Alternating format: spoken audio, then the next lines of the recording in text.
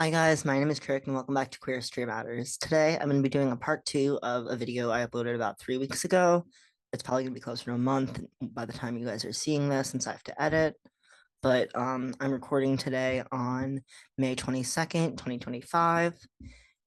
I just got off of work. I worked the afternoon shift and I have some cleaning to do, but I figured since I have about an hour of sunshine, I would use the lighting to tell you guys a little bit more about some of my Feedism research. So today, without further ado, we're going to get back into Wood's Weird Wellness, a Feedism podcast hosted by Wood, who is a non-binary fetus sex worker, and they share lots of cool thoughts about like the sex work industry and the fetus community as a whole, and all things like fat and fetish.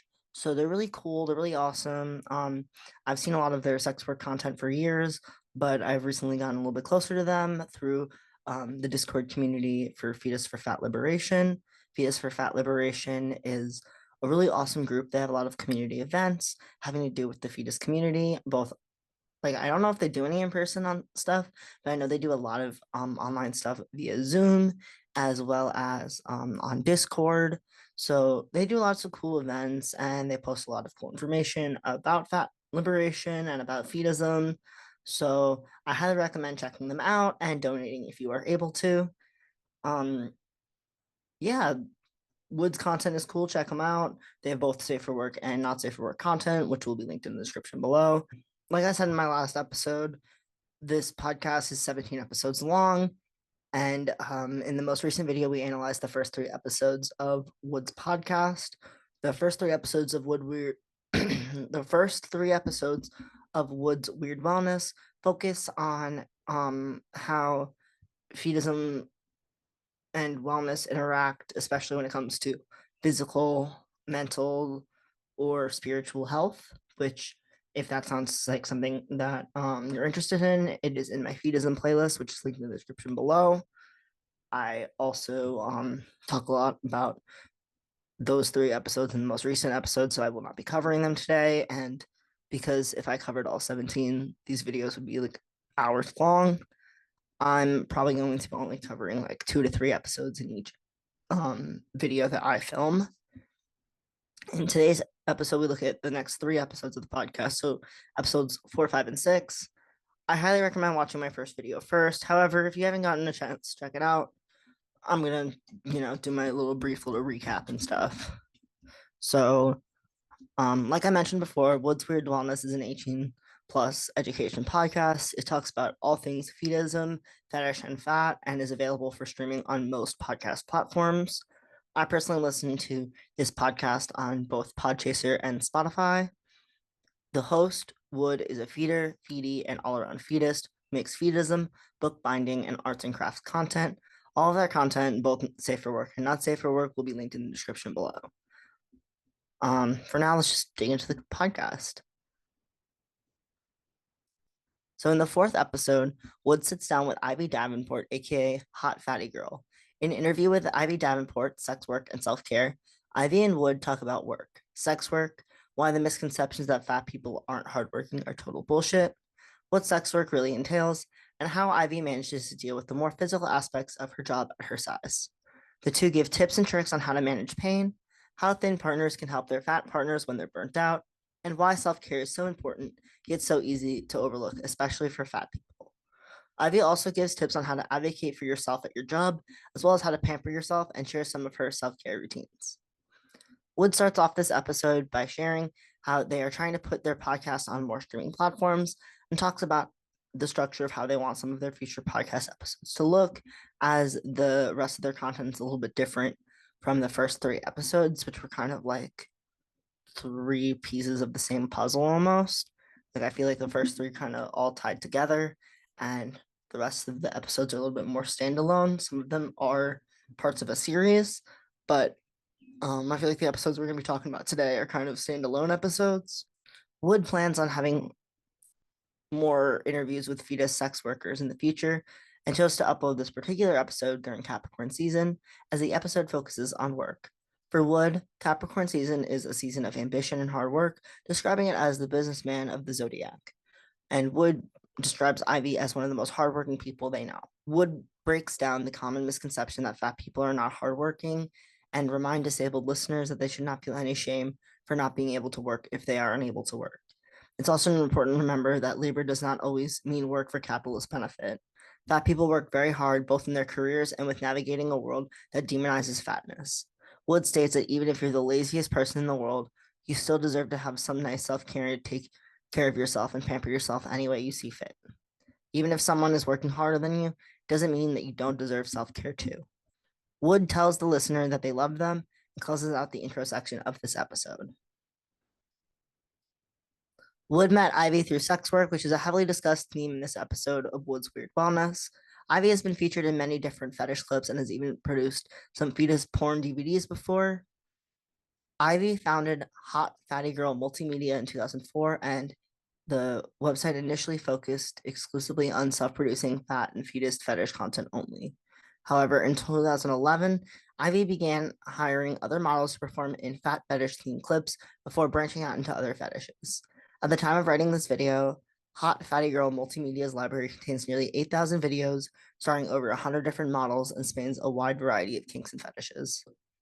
She also offers several other sex work services, which will be linked in the description below for anyone interested. However, I will be leaving out some of these details for YouTube's sake, but just from a quick look at the services that Ivy offers, I can already tell that she is a very, very hardworking person. Ivy and Wood bond over their accidental success in the sex work industry and how important branding can be to maintaining a large following. They both advise finding something that you're passionate about, and eventually you'll find your niche. Ivy is a SSBBW and weighs over 500 pounds. When you're at that size and doing any sort of physical labor, it is going to be much more intense on your body. This also applies to people who do porn. Even just setting up for a shoot can be physically exhausting. Ivy shares, right now, my car is my lighting kit, which is 3 bags, my camera kit, which is 2 bags, then all of my gear, all of my clothes, all of my equipment, all of my toys, all of that. Everywhere Ivy goes, she has to load and unload all of that equipment, which is very difficult at her size.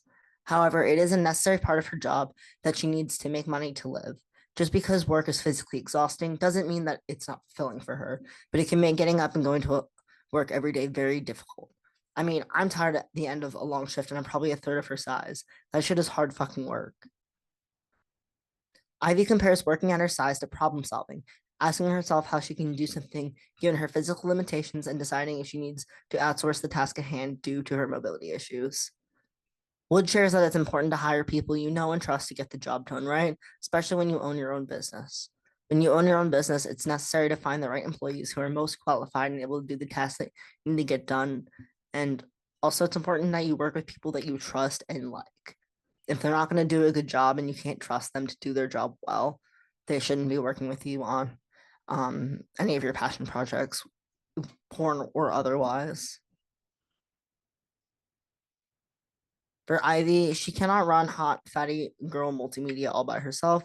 If there's something she's struggling with or not as good at or not as passionate about, it makes sense for her to hire someone who is more capable of handling it or is more passionate about that specific aspect of production.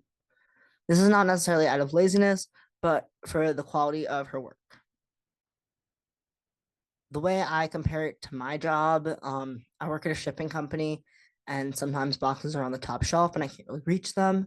So I ask certain coworkers who are taller than me to be like, "Hey, can you grab me that box off the top shelf? I can't really reach it." And like that also applies for things like if you're in like I don't know the food industry and you can't reach like the vegetables on the top shelf or something.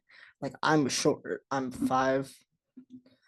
My license says 5'3", but like my scoliosis is really bad, so I'm usually between 5'1" and 5'3", depending on how bad my back is.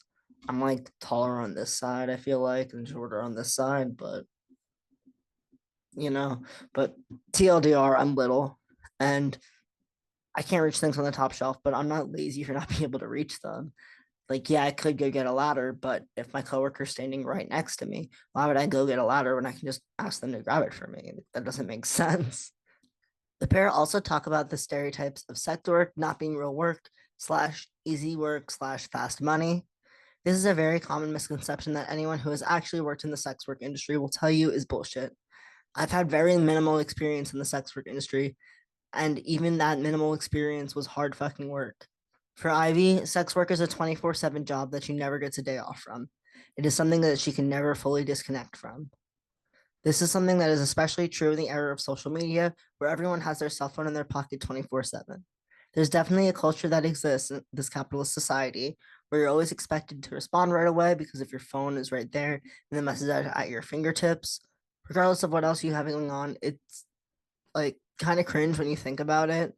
Like, I understand if you have your phone, there's no reason not to respond, but sometimes people are just busy. Like, if I sat down and replied to every single message on my phone every single time I got a notification, I wouldn't have time to do literally anything else. This phenomenon is even more difficult for people who work fully online. For Ivy, when she sees a notification on her phone for one of the apps she uses for work, it's hard not to look at it. For Wood, when they see these notifications, it feels like they're turning down work or turning down money. Wood feels like they can always be bettering themselves by pushing themselves to work harder, which can be an unhealthy mindset when it comes to something as emotionally and physically draining as sex work. Ivy, Ivy also struggles to not respond right away to fans or longtime supporters because there's always a chance that the message is really important. She doesn't want to disappoint anyone or let anyone down, especially those who support and care about her and her work. These feelings make it incredibly hard for Ivy not to respond right away, or at least look at the notification on her phone. As fat people, both Wood and Ivy overcompensate for the stereotype that fat people are lazy by overworking themselves. Ivy states, for me, as a super fat person, I definitely overcompensate to the rest of the world with how much I work. Like, I'm definitely overcompensating. I'm definitely trying to prove a point about fat people with how much I work. This can also be seen in other industries like corporate America, where a fat person has to work twice as hard as their thin coworker to get the same damn promotion. It's not fair that fat people have to work twice as hard to get recognized, the same amount as a thin person. Everyone deserves to have their hard work recognized and respected. Another topic Ivy and Wood cover in their interview is how fat people are not encouraged to participate in self care. Ivy shares her experiences working at a plus size clothing store chain where all the workers were fat but not allowed to sit down. I've worked at several jobs that did not allow me to sit down, which really sucked, but luckily I'm finally have a job that allows me to sit when there aren't any customers around. One of my coworkers told me that he sat on pretty much every surface in the store over the course of the years that he's worked there. Ivy and Wood advise feeders and fat admirers who are in relationships with fat people to listen to them vent and complain about their physical pain and offer to help in any way you can, such as a foot rub or a back rub. This is a piece of advice I personally really agree with, especially if you have a fat partner working in a blue collar industry or another type of physically demanding job. Standing on your feet all day and carrying all that weight can lead to a lot of extra stress on your body. A back rub or a foot rub at the end of a long day can be a really nice thing to do for your partner, especially if they're fat. From a young age, fat people are taught that when they're in pain, it's because you're fat, so you just kind of learn to suck it up. For Ivy, this manifested as an untreated injury in her shoulder that she got while working as a cosmetologist. She left the shoulder injury untreated for a very long time because she didn't want to go to a doctor just for them to tell her to lose weight and not address the root of her pain. Some things that help Ivy manage her pain after a long day of work include soaking her feet, utilizing a heating pad or heat therapy patches, or taking a shower. Wood reminds the listeners that no one deserves to be in pain, even if it's chronic pain, and that you deserve to do things that prevent you from being in even more pain. Personally, what helps me the most with my chronic pain is medical marijuana, ibuprofen as needed, yoga/stretching as often as possible, and asking for help when I need it. I personally want to thank my wonderful husband, River, for being my full time caretaker and helping me when I can't get out of bed. You mean the world to me, honey, and I love you. River and I also use a shower chair in our shower to help us manage our chronic pain. After a long day of work, I can't always stand up long enough to clean myself, but by having a shower chair, I'm able to save some of my energy for other tasks that I have to go get done. I strongly recommend using mobility aids if it's something that would help you and improve your mobility. I personally like utilizing the ECVs or electric conveyance vehicles at stores when they're available, as they help me save some of my energy for other tasks. I'd love to get one of my own one day, but I currently live somewhere without a chairlift, and that would make utilizing an ECV a huge inconvenience for me rather than something that improves my quality of life. However, I do utilize a bike for similar reasons, as Biking is significantly easier on my body than walking, so I bike pretty much everywhere, including to get to work every day. But I've been saving up for a wheelchair. I haven't found one that really fits me. I've tried a couple different ones out, but I haven't found the right one for me. But for me, using ECVs have helped me a lot, especially like at grocery stores like ShopRite and Stop and Shop, as well as big box stores like Target and Walmart, or at amusement parks like Walt Disney World or Hershey Park. Some places require you give some form of ID, especially at amusement parks. So I recommend checking the website of whatever place you're going for accessibility concerns, especially if you don't have a driver's license or some form of state issued ID. Like Ivy, I also recommend using heating therapies if that helps you. I use a heating pad for my lower back pain due to my scoliosis, as well as for period pain when I'm menstruating. And Epsom salt, I think that's what Ivy's referring to, soaking her feet in Epsom salt. Um, you can get like a big bag of it at Walgreens for like $4 or $5. That shit's really nice for your back, especially after a long day of lifting things or standing on your feet. Mobility aids strongly improve my personal quality of life and allow me to navigate the world with less pain and more independence. However, I do experience a lot of stigma as a young person who utilizes mobility aids. The stigma and ableism that mobility aid users face, especially young mobility aid users, is significantly worse when combined with fat phobia. I want to work towards a future where everyone feels comfortable utilizing mobility aids if it improves their mobility. And that is definitely part of why I share my story online and talk so openly about my disability and disability. That's definitely part of why I share my story and talk so much about disability rights here on my platforms, as well as am so open about my experience as a disabled person. You deserve to do things that make your quality of life better, and I really appreciate Wood for promoting this value on their platforms as well. That's something that I really agree with, and I'm trying to promote here on Queer History Matters as well. For Wood and Ivy, it will often not occur to them to do certain things to help themselves out, and having a partner there to remind them to take care of themselves really helps. For example, when complaining about their back hurting, a partner might suggest that they lay on a heating pad, and that might not be something that they would have thought about doing on their own for themselves. The pair remind the listeners that it's important to remember that hardworking people experience pain too, and that expressing that you're in pain does not make you lazy. Wood asks Ivy what advice she can give to any plus size or supersized listeners who tend to burn the candle at both ends. And Ivy encourages the listener to not be embarrassed or shy about asking for accommodations that you need to be comfortable and do your job effectively. You should do what you can to make your work environment better and more comfortable, whether that be a bigger slash stronger chair, a walking stick, pain meds, etc. Ivy also recommends listening to your body and taking breaks when you need it. There is no shame in sitting down or taking a moment to breathe and rest. Ivy and Wood encourage the listener to rest when they're off the clock and to actively use their off days for rest and recuperation.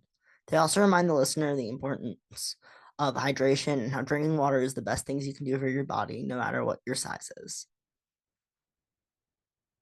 Wood encourages the listener to engage in a regular skincare routine, ensures that for them, washing their face, moisturizing, and using toner helps them wind down and get out of work mode. Bubble baths are also something that helps Wood relax. Ivy can no longer fit into most baths, but remembers them fondly and still regularly enjoys hot showers. Ivy also shares that she loves to make her own homemade face masks, which Wood talks about wanting to do together as a pair. The two then close out this podcast episode. The fifth episode is also kind of a standalone episode. It's titled Tarot Reading for the Fetus Community 1/28/19 and was published on that same day, January 28th of 2019. After receiving some interest on Twitter and Phoebe, Wood gives tarot reading Wood gives a tarot reading for the collective fetus community in this self-love spread. Wood pulls 3 cards from the Sluttiest Tarot deck, including the Body, Four of Wands, Mind, the Mother Reversed, and Soul, Death. An oracle card. They also pull an oracle card from the Vessel Oracle deck, Connect, to gain insight on how fetus listening to this podcast can work towards strengthening their relationship to themselves through self love and kink. Wood encourages the listeners to be gentle with themselves as possible and to connect with others. Each card is intended to correlate to the listener's body, mind, and soul, and elaborates on what things they should put into practice so that they can work towards being mindful and kind kinksters.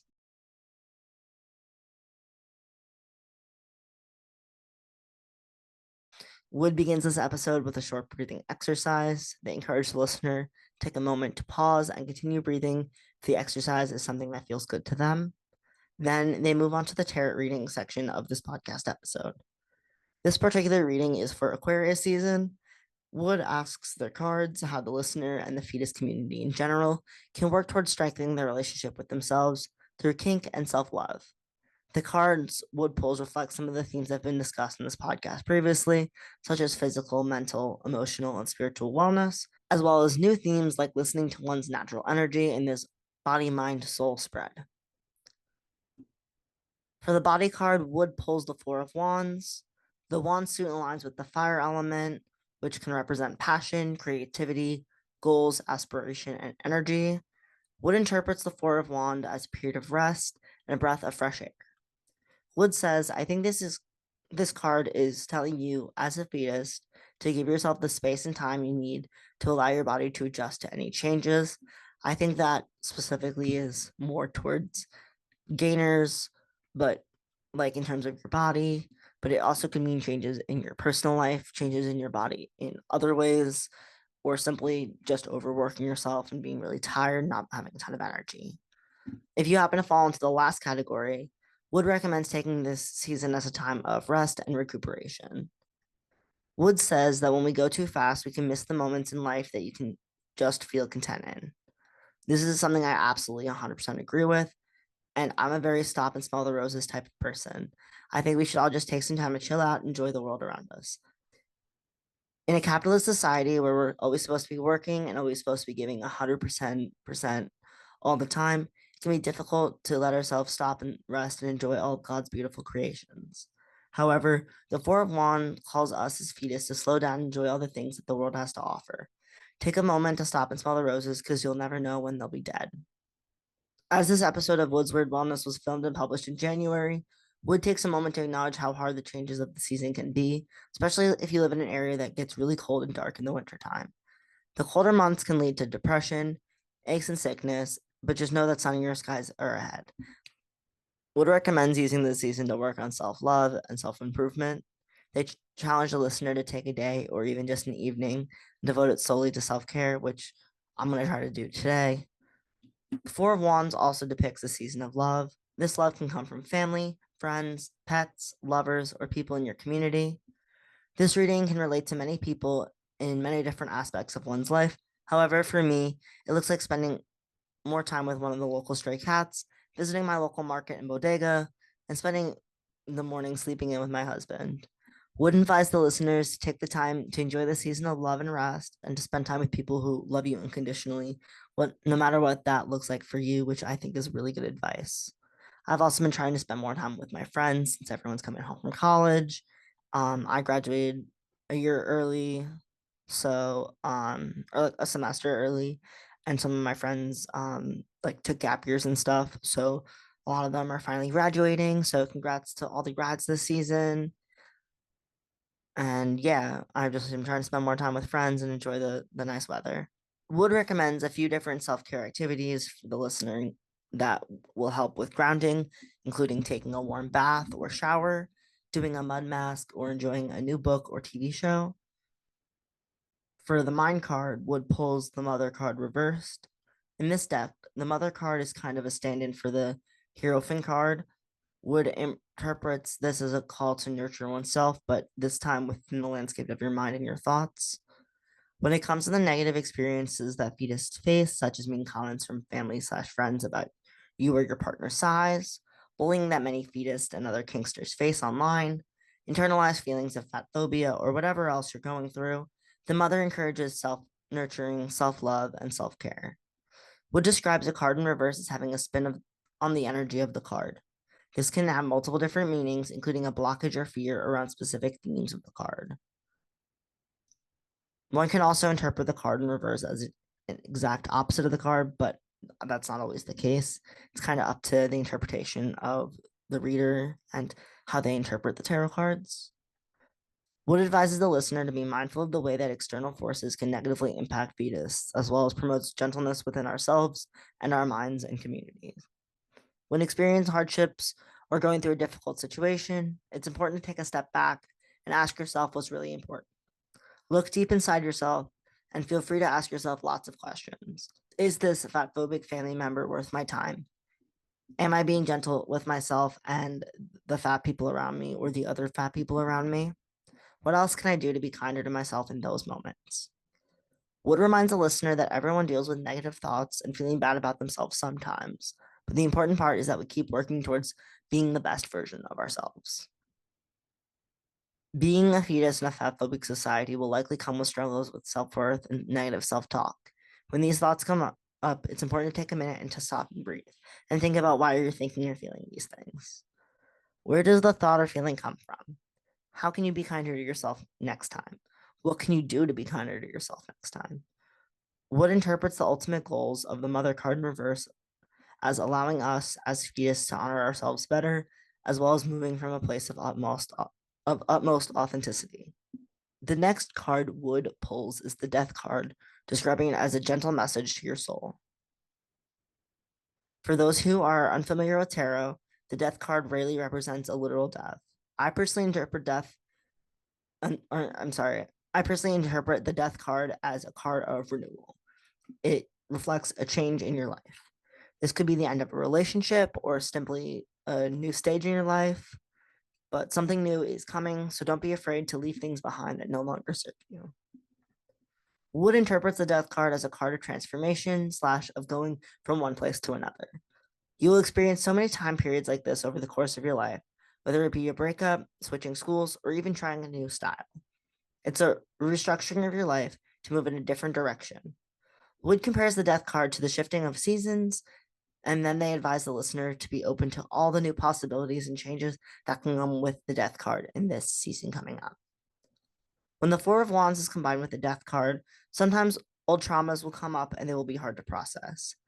Wood encourages the listener to ask themselves what they want to get out of their life and their fetus/kink journey before moving into the next stage of their life. They advise making way for something new, even if it hurts, because the pain will eventually turn into pleasure. Wood interprets the 3 tarot cards pulled as an invitation to take better care of yourself and to use Feedism/kink as a form of healing. They emphasize the importance of making time to take care of one's mind, body, and health. Wood reminds the listener that change is all right and it's okay to take the time to love yourself because you deserve to be and feel loved. To tie the entire spread together, Wood pulls the Connect card from their Oracle deck.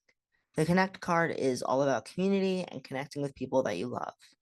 Wood advises the listener to find their group and make their own safe space filled with like-minded people.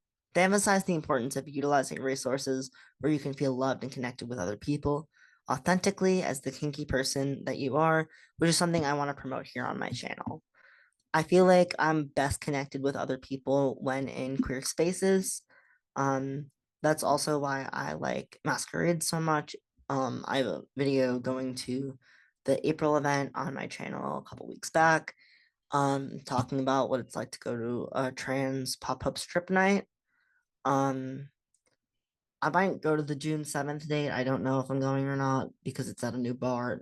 I get nervous around bars and I don't really have any money and I don't want to like be disrespectful and not be able to pay the dancers as much as their time and energy is worth. So I might be going to the June 7th event. I might not be. I'll post an update close to the actual date, but they are doing discounts the earlier you buy the tickets. I believe they're $15 right now and they're 20 the night of the event. So if anyone in New York City is interested in that kind of thing, I highly recommend checking that out as well. The 6th episode of Wood's Weird Wellness was uploaded on March 6th, 2019, and is titled Interview with Leda Lavandula, Psychosexual Feedism. This interview features fetus fetish model / clip maker and self-proclaimed psychosexual fetishist sweetheart Lou, who sits down with Wood to share her experiences with Feedism and her views on the fetish. Wood takes time to understand Lou's psychological approach to her fat and feeding kinks and how she has thought extensively about where they come from. Then the two fetus discuss how their family's view of fatness shaped their own ideas about it, how fetism can be a form of rebellion, and how internet lurking contributed to their fetism awakenings. The pair touch on sexualizing shame, childhood doctor's visits, the importance of communication in any relationship, but especially a fetus one, and Lou even helps Wood work through some of their feeder fears that they are currently overthinking and obsessing about at the time of recording. The seventh episode of Wood's Weird Wellness delves into feeder fears a little bit more, but I will be covering in another episode just because I feel like this episode's already really fucking long. So the pair touch on sexualizing shame, childhood doctor's visits, and the importance of communication in any relationship, but especially a fetus one. Lou even helps Wood work through some feeder fears that they were overthinking and obsessing about at the time of recording. After a long day of filming, Lou and Wood sit down to talk about all things fetism. Lou, like me and many others in the fetism community, has been interested in fat their entire life. At the time of recording, Lou had been doing clips on and off for the previous decade. The interview starts out with the pair bonding over the shared experience of gaining weight out of spite in an environment that prioritized thinness. One aspect of Lou and Wood's interview that I found really interesting was the inherently radical nature of utilizing terms intended to be harmful towards fat people as a form of sexual humiliation or a term of endearment. Wood uses the example of calling someone tubs as a form of endearment. The first thing that came to my mind was the overlap of people in both the pet play and fetism communities. For decades, I feel like fat people, especially fat women, were called names like piggy, cow, or whale. But I've seen many fat people in the fetism community use these names as terms of endearment or nicknames instead of insults. As a feeder, there's nothing wrong with wanting to be a good little pig.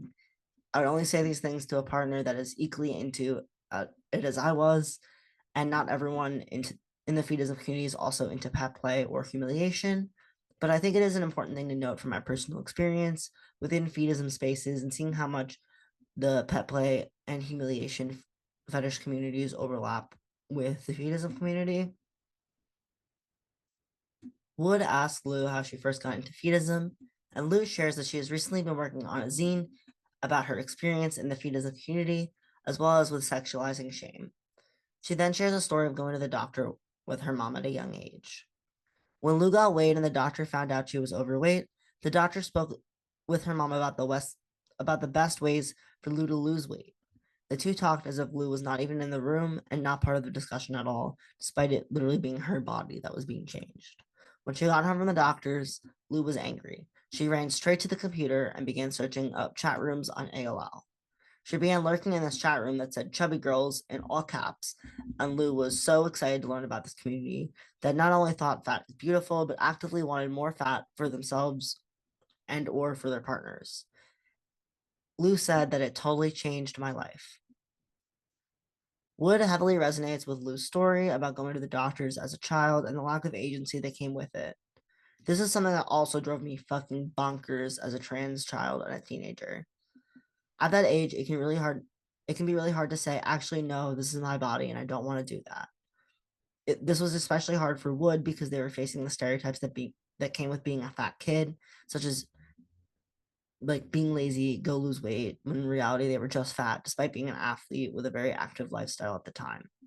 Lou also shares her experience with websites like Yahoo Groups and Fantasy Feeder. Wood brings up fan fiction and how, in discovering fetism, they had already been into fan fiction for a while and decided to look up fetus fan fiction in late high school. They then open up about their participation in the fetus fan fiction part of the community, such as the fetism community that overlaps with the Harry Potter and Teen Wolf fandoms. While on the topic of Teen Wolf, Wood mentions the overlap between the Transformation King community and the fetism community, which is something I definitely noticed as well throughout my time here in the fetism community. Wood then asks Lou about designs she has been working on. Lou shares that because she lives in a fat body, she really wants to emphasize the pleasure and sensuality that can come from fat. Lou believes that there is a distinct lack of sensual writing in the fetus community that other kink communities definitely have more of, so her design is intended to start bridging that gap.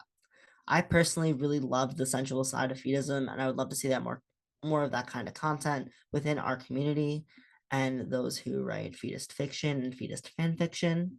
Lou and Wood talk about the uncomfortable process of telling people that you're a fetus in real life and how it can be a really difficult part of dating for fetus. You're not a bad person for being a fetus, and if you have a non-fetus partner who isn't cool with you being a fetus, then they're not worth your time. Your partner should love and respect you as you are, and your kinks are a part of who you are. You also don't have to participate in fetism to be a good partner to a fetus. You don't have to be into it, just listen to our experiences and be kind and respectful. In my experience, most people who are not cool about me being a fetus are not worth my time. All of my closest friends, as well as my family, know that I'm a fetus. So I don't know. I really don't feel super comfortable talking about it with my parents, but they follow me on YouTube. Hi, mom and dad. I love you guys. But you know, it can be hard. Like not everyone is as supportive, and I'm beyond lucky to have the parents I do because like my parents were super strict when I was a kid, but like they've gotten kind of tired of my bullshit and gotten like a little less overprotective over the years. They know I'm a good kid and they trust me and they know I'm an adult who can make their own decisions. So I really do appreciate that and the freedom that comes with having the family structure that I do. And I'm really happy that I can be open about Feedism and talk about it with like my actual name and share it around on my like personal social media and stuff. And like, I mean, when I'm on dating apps, I'm not currently on any dating apps, but when I am on dating apps, I do put fetus in my bio or at least feeder because I'm not a gainer and a lot of people misunderstand feedy equal gainer, but like it's not true. You can be a feedy and not want to gain weight, and you can want to gain weight and not be a feedy, you know? You can just want to gain weight because you like it, but not want to be fed by somebody else. That's also totally valid. Yeah, just do whatever being a fetus looks right for you. But yeah, I feel like I've had some negative reactions from people in my personal life while telling them that I'm a fetus, but they've never been people who are worth my time. I've actually received hate letters and death threats because of talking about like being a fetus. These comments hurt a lot, but since I've started making fetus content on YouTube and have decided not to hide my fetus identity from anyone in my life, I feel like a lot happier. All of my social media is public, so I don't have to spend my entire life worrying about someone finding out that I'm a kinkster, finding out that I'm trans, finding out that I'm a fetus, finding out that I smoke weed. I like being public about all of who I am, putting all my cards on the table. Um, I don't want to be ashamed or embarrassed about anything anymore. I like fat people. I'm attracted to fat people. I like making people get fat slash get fatter. And I would never hurt anyone intentionally. Anyway, let 2025 be the year you put fetus in your Tinder bio. You never know what may come out of it. Wood describes fetism as a spectrum and emphasizes the many different types of fetus that exist. Wood explains how their sexuality and fetus journey has morphed over time, and Lou briefly talks about how power dynamics can shift over time as well. The pair also talk about the heteronormative nature of the fetus community. Not every feeder is a thin male dom, and not every feedy is a fat female sub. But analyzing the experience of the fetism community, it is necessary to show these experiences and how diverse they actually are. Everyone has their own sexuality that's as unique as they are, and that applies to people within the fetus community as well. Wood talks about their frustration with fetism typically being only for a cis male dom feeder gaze, and I believe that this is part of why this community should be open to anyone who loves fat, and that's part of why I talk about it here so much here on Queer Stream Matters. Yo, is that River? Yo, come upstairs.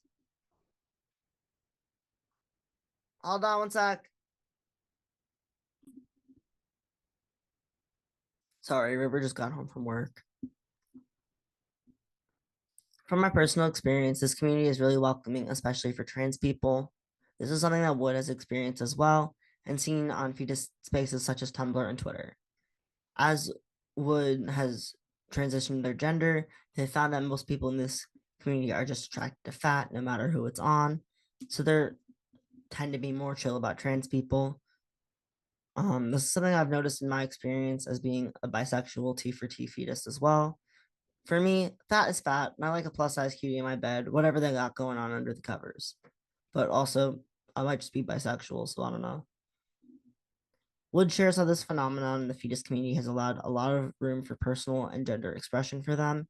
Wood's weight gain journey allowed them to express themselves through androgyny before coming out as trans. Although it's not something I have personally done, I have met other fetus both online and IRL to gain who have gained weight to look more androgynous. There's also a high overlap in people with fetism kinks and people who like to get made fun of for having a small penis. Wood describes it as a kink within a kink, and I've heard multiple trans femme fetus, including my own feeties, tell me it's fun to have their cocks turn into a clitty because they're so hidden in fat. And for me, it's definitely fun to find someone else's buried treasure.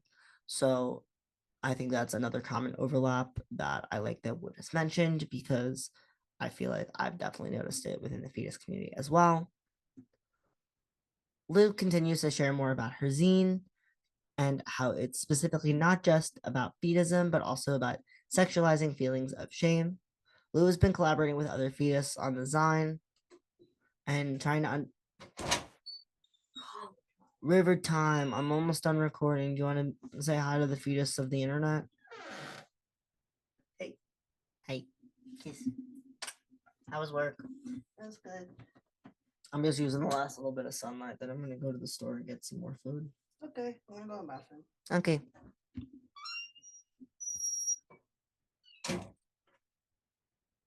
Lou's zine is specifically about not just fetism, but also sexualizing feelings of shame. Lou has been collaborating with other fetus on the zine and trying to understand how one goes from experiencing feelings of shame around fat to eroticizing those feelings. Lou wants to center her zine more on personal writings on feelings of shame around fetism and how that has shaped the writer's experiences and interpretations of their sexuality. The zine starts with a personal essay from Lou opening up about being fat shamed growing up. At the time of recording this episode, only one other collaborator has worked on the zine so far with Lou, and his section of the zine is about the differences of having a fat fetish online versus IRL and the aspect of reality versus fantasy, which are both topics I hope to dive into more here on Queer History Matters.